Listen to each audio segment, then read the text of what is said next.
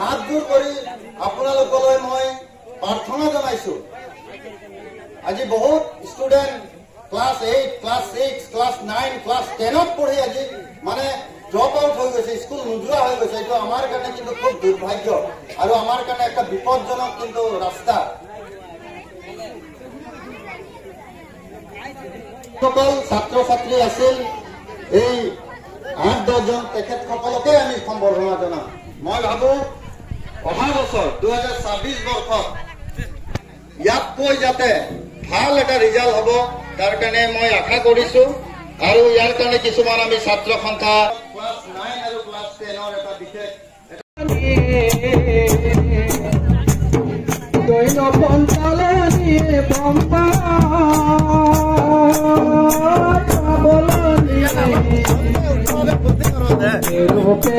উড়ে চলে नहीं पारे चलेगा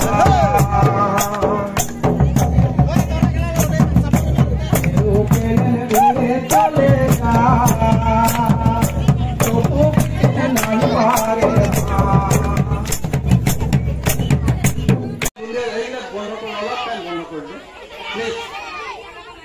বেয়া নাপাব, আকৌ দিয়া হ'ব বাৰু। কিন্তু আমি উদ্দেশ্যটো যোনটো আমাৰ আগত ৰাখি আজি এই অনুষ্ঠানটো আগবঢ়াইছো, এই উদ্দেশ্যটো যদি বুজি নাপাব তেনেহলে আমি যেতিয়ালৈকে শিক্ষা আজি মাত্ৰ এতিয়া লিষ্টত পাইছো 8 জন আৰু এইফালে 2 জন মানে 10 জন।